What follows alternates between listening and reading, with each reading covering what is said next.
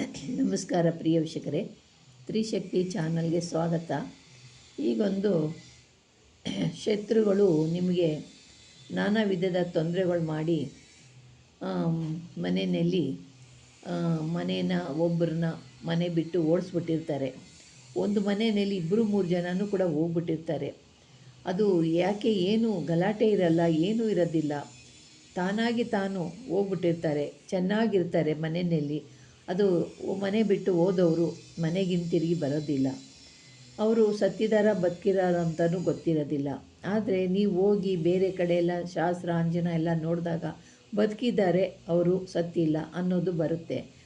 ಪಾಪ ಅವರು ಯಾವ ಜಾಗದಲ್ಲಿ ಏನು ಮಾಡ್ಕೊಂಡು ಬದುಕ್ತಿರ್ತಾರೋ ಅವ್ರಿಗೆ ನೆನಪಿನ ಶಕ್ತಿ ಇರೋದಿಲ್ಲ. ಆ ಥರ ಮಾಡಿರ್ತಾರೆ ಶತ್ರುಗಳು. ಆ ಥರ ಯಾವ ರೀತಿ ಮಾಡ್ತಾರೆ ಅಂದರೆ ಅದಕ್ಕೆ ನಾನು ಇದ್ರ ಬಗ್ಗೆ ನಿಮಗೆ ತಿಳಿಸ್ಕೊಡ್ತೀನಿ. ನೋಡಿ, ಇದನ್ನು ಈ ಮಂತ್ರನ 1,00,000 ಜಪ ಸಿದ್ಧಿ ಆಗಬೇಕು.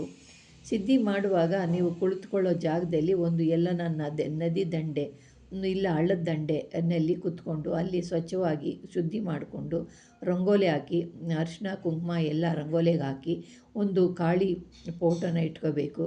ಕಾಳಿ ಪೋಟನ ತಂದಿಟ್ಕೊಂಡು ಪೂಜೆ ಹೂವು ಅರಿಶಿನ ಕುಂಕುಮ ಲಿಂಬೆಹಣ್ಣು, ಅದಕ್ಕೆ ನೈವೇದ್ಯ ಊದುಬತ್ತಿ ಕರ್ಪೂರ ಇವೆಲ್ಲ ಧೂಪ ದೀಪ ಎಲ್ಲ ನೀವು ಇಟ್ಕೋಬೇಕು. ಇಟ್ಟಾದ ನಂತರ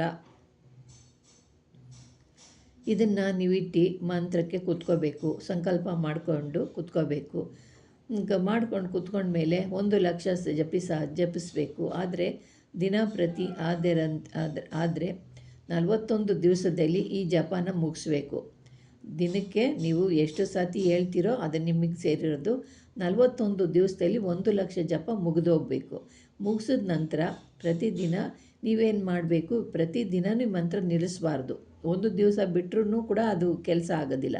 ಒಂದು ದಿನ ಬಿಡ್ದಂಗೆ ನೀವು ಜಪ ಮಾಡಬೇಕು. ಜಪಿಸಿದ ಮೇಲೆ ಯಂತ್ರ ಜಪ ಮುಗಿದ ನಂತರ ಅದಕ್ಕೆ ಮತ್ತೆ ಕರ್ಪೂರ ಮಂಗಳಾರತಿ ಎಲ್ಲ ಧೂಪ ದೀಪ ಎಲ್ಲ ಮಾಡಬೇಕು. ಮತ್ತು ನಿಮಗೆ ಇದು ಗ್ರಹಣಗಳು ಬರ್ತಾವಲ್ಲ, ಸೂರ್ಯಗ್ರಹಣ ಚಂದ್ರಗ್ರಹಣದಲ್ಲಿ ನೀವೇನು ಮಾಡಬೇಕು, ನೀರಿನಲ್ಲಿ ನಿಂತು 108 ಸತಿ ಇದನ್ನು ಸಿದ್ಧಿ ಮಾಡ್ಕೋಬೇಕು. ಸಿದ್ಧಿ ಆದ ನಂತರ ನೀವು ಕಾರ್ಯನ ಸಾಧನೆ ಮಾಡಬೇಕಾದಾಗ ನೀವೇನು ಮಾಡಬೇಕು, ಇದನ್ನು ಒಂದು ಇದಕ್ಕೆ ನೀವೇನು ಮಾಡಬೇಕು ಅಂದರೆ ಒಂದು ಸಿದ್ಧಿ ಆಗುತ್ತೆ. ನೀವು ಕಾರ್ಯನ ಸಿದ್ಧಿ ಮಾಡುವಾಗ ರವಿವಾರ ಭಾನುವಾರ ದಿವಸ ಮೂಲ ನಕ್ಷತ್ರ ಇರೋ ದಿವಸ ನೋಡಿಕೊಂಡು ಸ್ಮಶಾನಕ್ಕೆ ಹೋಗಬೇಕು. ಅಲ್ಲಿ ಸ್ಮಶಾನಕ್ಕೆ ಹೋಗಿ ದಿಗ್ಬಂಧನೆ ಮಾಡಿಕೊಂಡು ಕೂತ್ಕೋಬೇಕು. ಹೋಗಿ ಅಲ್ಲಿ ಸ್ಮಶಾನದ ಎಣ ಬೂದಿನ ತರುವಾಗ ನೀವು ಅಲ್ಲಿ ನೀವು ದಿಗ್ಬಂಧನೆ ಮಾಡಿಕೊಂಡು ಎತ್ಕೋಬೇಕು ಬೂದಿನ. ಹಂಗಂಗೆ ಎತ್ಕೊಂಡು ಬಂದರೆ ಅದು ನಿಮಗೆ ಇದಾಗುತ್ತೆ. ಸ್ಮಶಾನಕ್ಕೆ ಹೋಗುವಾಗ ಬೂದಿನ ತರುವಾಗ ಅದನ್ನು ನೀವು ದಿಗ್ಬಂಧನೆ ಮಾಡಿಕೊಂಡು ಎಣದ ಬೂದಿನ ತರಬೇಕು. ತಂದು ನೀವು ಅದನ್ನು 41 ಸಾರಿ ಮಂತ್ರನ ಜಪಿಸ್ಬೇಕು. ಜಪಿಸ್ಬಿಟ್ಟು ಅದನ್ನು ಸಿದ್ಧಿ ಆದಮೇಲೆ ನೀವು ಮತ್ತೆ ಅದನ್ನು ಒಂದು ಕಡೆ ಇಟ್ಕೋಬೇಕು. ಅದನ್ನು ತಂದಿರ್ತೀರಲ್ಲ, ಅದನ್ನು 41 ಸತಿ ಜಪ ಮಾಡಿ ತಂದಿರೋ ಬೂದಿನ ಅದನ್ನು ನೀವು ದಿಗ್ಬಂಧನೆ ಹಾಕಿರ್ತೈತಲ್ಲ ಅದನ್ನು ಮಾಡಿ ತಂದಿರೋದನ್ನು ನೀವು ಅದನ್ನು ತೊಗೊಂಡು ಒಂದು ಕಡೆ ಇಟ್ಕೋಬೇಕು. ಮತ್ತು ನೀವೇನು ಮಾಡಬೇಕು, ಜಪಿಸಿ ತಂದಿರ್ತೀರ ಒಂದು ಮಂಗಳವಾರ ದಿವಸ ಮತ್ತು ನೀವೇನು ಮಾಡಬೇಕು, ಒಂದು ಸತ್ತ ಎಣದ ಬೂದಿನ ತರಬೇಕು. ನೀವು ಹೋಗಿ ಸತ್ತ ಎಣದ ಬೂದಿನ ನೀವು ಮತ್ತೆ ತರಬೇಕು. ತಂದು ಅದನ್ನು ಕರೆ ಬಟ್ಟೆಯಲ್ಲಿ ಅದನ್ನು ಕಟ್ಟಬೇಕು. ಕಟ್ಟುವಾಗ ಈ ಬೂದಿನೂ ತಂದಿರ್ತೀರಲ್ಲ, ನೀವು ದಿಗ್ಬಂಧನೆ ಮಾಡಿಕೊಂಡು ಆ ಬೂದಿನೂ ಕೂಡ ನೀವು ನಿಮ್ಮ ಹತ್ರ ಇಟ್ಕೊಂಡಿರಬೇಕು. ದಿಗ್ಬಂಧನೆ ಬೂದಿನ ನಿಮ್ಮ ಹತ್ರ ಇಟ್ಕೊಂಡಿರಬೇಕು. ಅದನ್ನು ಸ್ವಲ್ಪ ಇದಕ್ಕೆ ಹಾಕಬೇಕು. ಹಾಕಿ ಅವರು ಕಾಲು ಮಣ್ಣು ಬಟ್ಟೆನೋ ಯಾವುದೋ ತುಂಡನ್ನ ಹಾಕಬೇಕು. ಆ ಬೂದಿನಲ್ಲಿ ಹಾಕಿಬಿಟ್ಟು ಆ ಬಟ್ಟೆನ ಅದನ್ನೇನು ಮಾಡಬೇಕು, ಆ ಬೂದಿ ಹಾಕಿ ಅದನ್ನು 11 ಸರಿ ನೀವು ಮಂತ್ರವನ್ನು ಜಪಿಸ್ಬೇಕು. ಅಲ್ಲಿ ನೀವು ಹೆಸರನ್ನ ಅಲ್ಲಿ ಬ್ರ್ಯಾಕೆಟ್ನಲ್ಲಿ ಅವರ ಹೆಸರನ್ನ ಬರಿಬೇಕು. ಅವರ ಹೆಸರನ್ನ ಹೇಳ್ಕೊಂಡು ನೀವು ಬರಿಬೇಕು. ಶತ್ರುವಿನ ಹೆಸರನ್ನ ಹೇಳಬೇಕು. ಹೀಗೆ ಜಪಿಸೋದ್ರಿಂದ ಯಂತ್ರ ಶತ್ರುವಿಗೆ ನೀವೇನು ಮಾಡಬೇಕು, ಯಂತ್ರ ಬರೆದ್ಬಿಟ್ಟು ಅದನ್ನು ಗಂಟು ಕಟ್ಕೊಂಡು ನೀವು ತೊಗೊಂಡೋಗ್ತೀರ. ಅದನ್ನು ತೊಗೊಂಡೋಗಿ ಅವ್ರದ್ದು ಏನೇನು ವಸ್ತುಗಳು ಬೇಕೋ ಅದನ್ನೆಲ್ಲ ಹಾಕಿ ನೀವು ತೊಗೊಂಡೋಗ್ತೀರ. ಅದನ್ನು ಯಾರಿಗೂ ಗೊತ್ತಾಗ್ದಂಗೆ ನೀವು ಮನೆ ಒಳಗೆ ಹೋಗಿ ಅವ್ರ ಮನೆಯಲ್ಲಿ ಅದನ್ನು ಯಾರಿಗೂ ಅರಿದಂಗೆ ಒಂದು ಕಡೆ ಎಲ್ಲೋ ಅದು ಯಾರು ತೆಗೆದು ಒಸಿ ಬಿಸಾಡಬಾರ್ದು, ನೋಡಬಾರ್ದು ಅನ್ನೋ ಜಾಗದಲ್ಲಿ ನೀವು ಇಟ್ಬಿಟ್ಟು ಬರ್ತೀರ. ಇಟ್ಬಿಟ್ಟು ಬಂದಾಗ ಶತ್ರು ಅವ್ರೇನು ಮಾಡ್ತಾರೆ, ನಿಮ್ಮದು ಹಾಕಿದ ಮೇಲೆ ಅದು ಯಾವಾಗ ಕೆಲಸ ಮಾಡೋಕ್ಕೆ ಶುರು ಆಗ್ತಾ ಆಗ್ತಾ ಆಗ್ತಾ ಅವರು ಮಂಕಾಗ್ಬಿಡ್ತಾರೆ. ಮಂಕಾಗ್ತಿದ್ದಂಗೆ ಮನೇಲಿರೋರು ಎಚ್ಚರಿಕೆ ಪಡ್ಕೊಳ್ಬೇಕು. ಆದರೆ ಎಚ್ಚರಿಕೆ ಪಡದೆ ಏನೋ ಬಿಡು, ಎಂಥದೋ ಬಿಡು ಅಂತ ಅನ್ನೋದು ತಪ್ಪಾಗುತ್ತೆ. ಚೆನ್ನಾಗಿದ್ದ ಮನುಷ್ಯ ದಿಢೀರ್ನೇ ಮಂಕಾಗೋಗ್ಬಿಟ್ರು ಅಂದರೆ ಏನೋ ಆಗಿದೆ ಅಂತ ಅವ್ರನ್ನ ಕಂಡಿಡ್ಬೇಕು ಮನೇಲಿ. ದಿನೇ ಮಂಕಾಗೋಗ್ಬಿಡ್ತಾರೆ. ಆಮೇಲೆ ಸ್ವಲ್ಪ ದಿವಸ ಆದಮೇಲೆ ಅವ್ರಿಗೆ ನೆನಪಿನ ಶಕ್ತಿ ಇರೋದಿಲ್ಲ, ಸುಮ್ಮನೆ ಹೋಗ್ತಾ ಇರ್ತಾರೆ. ಎಲ್ಲಿ ಹೋಗಿದ್ದೀನಿ, ಎಲ್ಲಿ ಬಿದ್ದಿದ್ದೀನಿ. ಆವಾಗಲೇ ಮನುಷ್ಯರು ಚೆನ್ನಾಗಿರೋ ದುರಾದೇಶದಲ್ಲಿ ಹೋಗ್ಬಿಟ್ಟು ಎಲ್ಲೆಲ್ಲೋ ಭಿಕ್ಷೆ ಕೇಳಿಕೊಂಡು ಜ್ಞಾನನೇ ಇಲ್ದಂಗೆ ಅವರು ಅನಾಥರಾಗಿ ಫುಟ್ಪಾತ್ ಮೇಲೆ ಕುತ್ಕೊಬಿಟ್ಟು ಫುಟ್ಪಾತಲ್ಲೇ ಮಲ್ಕೊಳ್ಳೋದು, ಫುಟ್ಪಾತಲ್ಲೇ ಏನನ್ನ ಕೊಟ್ಟರೆ ಇಸ್ಕೊಂಡು ತಿನ್ನೋದು, ಈ ಥರ ಆಗೋಗ್ಬಿಡ್ತಾರೆ.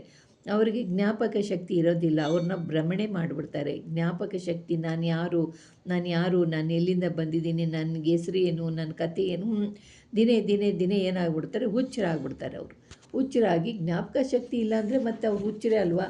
ಏನು ಮಾಡ್ತಾರೆ ಆವಾಗ, ಅವ್ರದ್ದು ದಿನನಿತ್ಯ ಇದೇ ಥರವಾಗಿ ಅವರು ದಿನೇ ಅವ್ರಿಗೆ ಊರು ಅನ್ನೋದು ಗೊತ್ತಿಲ್ಲ, ಕೇರಿ ಅನ್ನೋದು, ಅಮ್ಮ ಯಾರು, ಅಪ್ಪ ಯಾರು, ಹೆಂಡತಿ ಯಾರು, ಮಕ್ಕಳು ಯಾರು, ಯಾವುದು ನೆನಪಿಲ್ಲ. ಊಟ ಇರೋದಿಲ್ಲ, ಏನೋ ಸಿಕ್ಕಿದ್ರೆ ತಿಂತಾರೆ, ಇಲ್ಲಾಂದರೆ ಮಲ್ಕೊತಾರೆ. ಅಲ್ಲೇ ಫುಟ್ಪಾತ್ ಮೇಲೆ ಹುಚ್ಚಿನಾಗಿ ಅಲ್ಕೊಂಡು ಹಂಗೆ ಕಾಲ ಕಳೆದು ಅವ್ರದ್ದು ಎಷ್ಟು ದಿವಸ ಸಮಯ ಇರುತ್ತೋ ಅಲ್ಲಿವರೆಗೂ ಅಲ್ಲೇ ಕಾಲ ಅವ್ರದ್ದು ಮುಗಿದೋಗ್ಬಿಟ್ಟು ಅವರು ಲಾಸ್ಟ್ವರೆಗೂ ಅವರು ಇದ್ದಾರೆ ಅನ್ನೋದು ಗೊತ್ತಿಲ್ಲ, ಇಲ್ಲ ಅನ್ನೋದು ಗೊತ್ತಿಲ್ಲ. ಆ ಥರದಲ್ಲಿ ಈ ಥರ ಮೋಸ ಮಾಡಿ ಜನಗಳು ವಂಚನೆ ಮಾಡ್ತಾರೆ. ಇದರಿಂದ ಈ ರೀತಿಯೆಲ್ಲ ಮಾಡ್ತಾರೆ. ಇದಕ್ಕೆ ಈ ರೀತಿ ಮಾಡ್ತಾರೆ ಅನ್ನೋ ಉದಾಹರಣೆಗಳು ನಿಮಗೆ ತಿಳಿಸಿದ್ದೀನಿ. ಅದರಿಂದ ಯಾರನ್ನ ನಂಬೋಕ್ಕೂ ಆಗಲ್ಲ. ಯಾರು ಒಳ್ಳೆಯವರು, ಯಾರು ಕೆಟ್ಟವರು ಅನ್ನೋದು ಹೇಳೋಕ್ಕಾಗಲ್ಲ. ಈಗಿನ ಕಾಲದಲ್ಲಿ ಚೆನ್ನಾಗೇ ಮಾತಾಡ್ತಾರೆ. ಎಷ್ಟು ಚೆನ್ನಾಗಿದ್ದಾರೆ ಅಂದರೆ ಅವರು ಮಾತಾಡೋ ಮಾತಿಂದ ನೋಡಿದ್ರೆ ಇವರಂಥ ಒಳ್ಳೆಯವ್ರು ಯಾರೂ ಇಲ್ಲ ಅಂತ ಹೇಳ್ಕೋಬೇಕು. ಅಂತ ಮಾತಾಡಿ ನಮ್ಮನೆಯಲ್ಲಿ ಇಂಥ ಮೋಸ ಮಾಡಿಬಿಟ್ಟು ಇಕ್ಬಿಟ್ಟು ಹೋದಾಗ ಅವರು ಮನೆ ಹಾಳು ಮಾಡಬೇಕು ಅಂತಲೇ ಬರೋದು ನಿಮ್ಮ ಮನೆಗೆ.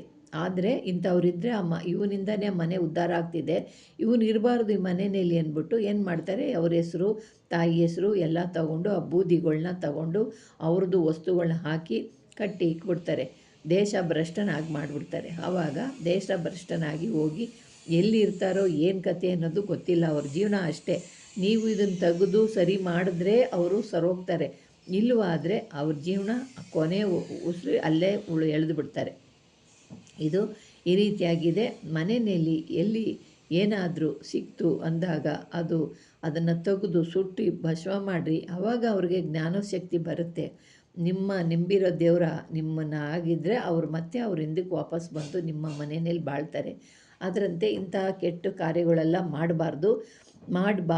ಇಂಥವೆಲ್ಲ ಇದ್ದಾವೆ ಅಂತ ನಿಮಗೆ ತಿಳಿಸ್ತಿದ್ದೀನಿ. ಎಲ್ಲಿ ಮನೆಗಳು ಬಿಟ್ಟು ಮಕ್ಕಳು, ಮರಿ, ಗಂಡ ಯಾರ್ಯಾರೋ ಬಿಟ್ಟು ಹೋಗ್ಬಿಟ್ಟಿರ್ತಾರೆ ಅಂತ ನನಗೆ ಎಷ್ಟೋ ಜನ ನೀವು ಕಾಲ್ ಮಾಡಿದಾಗ ನಾನು ಇದಕ್ಕೆ ನಿಮಗೆ ಪರಿಹಾರ ತಿಳಿಸ್ತೀನಿ. ಇಂಥದ್ದಾಗಿದೆ, ಅದಕ್ಕೆ ಅವ್ರು ಹಿಂಗೆ ಹೋಗಿದ್ದಾರೆ ಅನ್ನೋದಕ್ಕಾಗಿ ನಿಮಗೆ ತಿಳಿಸ್ತಿದ್ದೀನಿ. ಪ್ರಿಯ ವೀಕ್ಷಕರೇ, ಈ ಥರದ ಆದಾಗ ಎಚ್ಚರಿಕೆ ಪಡಿ. ಅವರು ಮಂಕಾದರು ಅಂದಾಗ ನೀವು ಎಚ್ಚರಿಕೆ ಪಟ್ಕೊಂಡು ಜಲ್ದಿ ಆದಷ್ಟು ಶೀಘ್ರವಾಗಿ ಅವ್ರನ್ನ ಸರಿ ಮಾಡಿ. ಇಲ್ಲವಾದರೆ ಅವರು ಕೈ ಬಿಟ್ಟು ಎಲ್ಲಿ ಹೋಗ್ತಾರೆ, ಎಲ್ಲಿರ್ತಾರೆ ಅನ್ನೋದೇ ನಿಮ್ಗೆ ಗೊತ್ತಾಗೋದಿಲ್ಲ. ಮನೆ ಆಗೋಗ್ಬಿಡುತ್ತೆ, ನಿಮ್ಮ ಸಂಸಾರ ಹಾಳಾಗೋಗುತ್ತೆ. ಮತ್ತು ಅದು ಇರೋವರೆಗೂ ನಿಮ್ಮ ಮನೆಯಲ್ಲಿ ನೆಮ್ಮದಿ ಶಾಂತಿ ಇರೋದಿಲ್ಲ.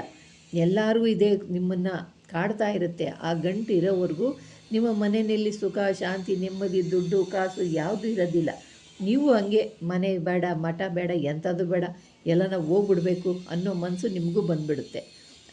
ಅದಿರೋವರೆಗೂ, ಅದು ತೆಗಿಯೋವರೆಗೂ, ಅದನ್ನು ಬರ್ನ್ ಮಾಡೋವರೆಗೂ, ಅದನ್ನು ಬರ್ನ್ ಮಾಡೋದು ನಿಮಗೆ ಗೊತ್ತಿರಲ್ಲ, ಅದು ನೀವೇನು ಮಾಡಿರೋದಿಲ್ಲ. ಅದು ಚೆನ್ನಾಗಿ ಆಡ್ತಾ ಇರುತ್ತೆ ಕೆಲಸ.